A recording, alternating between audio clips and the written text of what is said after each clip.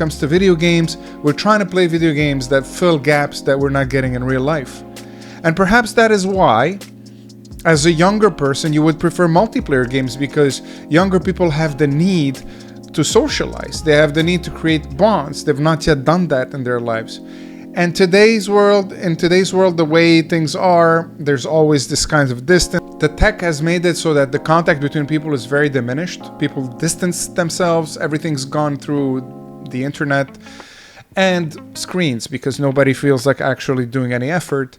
So they try to fill that gap by doing the online thing and meeting people online and connecting with people online.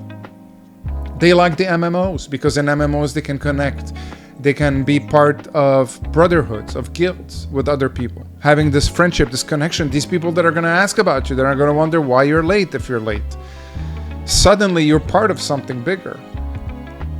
This kind of attitude is normal for somebody who doesn't have it in his real life. And then it got me to thinking, what if every single genre is connected to some kind of need that we got as people, or that a void that we need to fill as a human being in real life that we're filling through the game? So perhaps thinking about which genre I'm playing or you're playing, I can figure out what kind of needs you got, because you're clearly trying to fill that gap without even realizing it, without even thinking about it. To go back to the multiplayer, you're strategizing with your teammates, you're laughing over comms, you're even just sharing a victory. It's all about the feeling of being something bigger than yourself. So if you're hitting the multiplayer lobbies hard, ask yourself, are you filling that gap? Are you in need of a social life? And perhaps actually having one is better than looking for it in a game, but not everybody has that luxury. So I totally understand. And as you grow older, you've already made your connections, you've probably gotten married, or you have a serious relationship, you have people at work that you communicate with, so you have less of a need for that type of communication. So maybe then you focus more on the single player games, on the escapism. Speaking of, let's say you're playing a survival game. So you're like hoarding and crafting, and you find yourself stocking up on all these resources, meticulously organizing your inventory. In real life, this could signal a need for control and stability. Maybe things around you are feeling a little bit chaotic, and in game you have a total mastery of your environment. Whether you're building the perfect farm, collecting rare loot, crafting weapons, it's all about creating order. It's not a surprise when life feels out of control. We feel the need for games that can fill that gap, where you don't have a boss, or you're the boss of everything, even if it's just a pixelated world.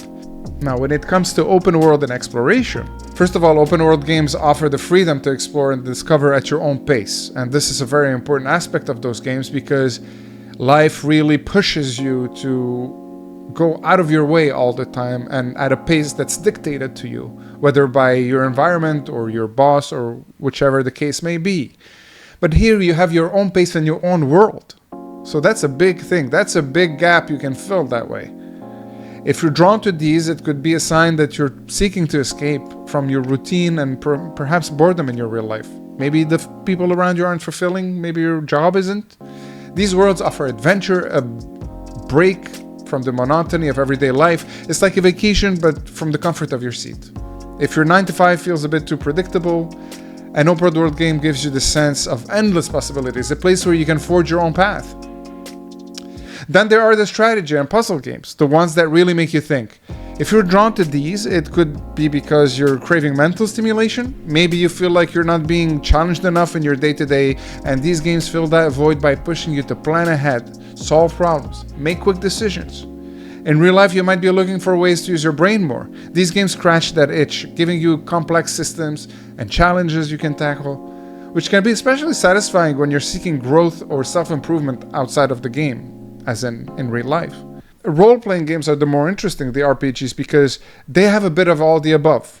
They have this contact with other people, although those people are virtual, but in some sense it can fill the void even better because you don't have people talking back at you or not listening to you or not caring about what you have to say. Suddenly you're the king of the world. and everybody cares about you, and everybody takes your advice, and everybody does whatever you ask of them. So you do have that kind of virtual connection with other people, but at the same time, you can really feel like you're dominating the situation rather than being dominated, which could be the case with a lot of people in real life, if not most people. In RPGs, you can really immerse yourself as the character's life and story. You might be searching for identity, perhaps in real life, for growth, or even a little bit of adventure. And all these things you can make up for in an RPG. They let you be someone else. They let you make choices that actually matter. They let you shape the world around you. I mean, these are things that a few Elons can do in this world. And even then. But you can if you play an RPG. So that is a big gap it fills for a lot of people, which is that's why it's no surprise to me that RPGs are so popular in general. Like we said, you can build these relationships with NPCs and you can level up your skills. RPGs allows you to really live out those fantasies of being the hero, making the impact and having growing as a character. It's like personal development, but with dragons. Finally, in survival games, if you love managing resources, battling against odds, and just trying to survive, you might be tapping into the need for self-reliance. Life can sometimes feel like it's pushing us to the edge, and the survival game really gives us a way to prove that we can take it. Just bring it on. Survival games remind us of our ability to endure and adapt. It comes from the old lizard brain that we have, where we used to have to survive in that way every single day of our lives, and now suddenly we live in these comfortable times and comfortable situations, at least the lucky ones. So we need to fill that need for what once was. The next time you load a game, ask yourself, am I filling a gap here? And what kind of gap am I filling? And can that gap be filled in real life by doing something different? Because that would certainly be the healthier and better way to fill the gap than virtually drinking yourself to numb the pain. But then there's nothing wrong with enjoying yourself and filling that gap in a more virtual way either, in a more safe and comfortable way. In any case, that was just a theory I came up with today while thinking about the statement that I've seen. And I would love your opinion on the matter. Do you think this applies to you specifically? Do you think that can be applied to everybody? Do you think we can really figure out somebody's character based on the list of games that they prefer, or somebody's needs or wants? In any case, let me know what you think, and I will catch you around.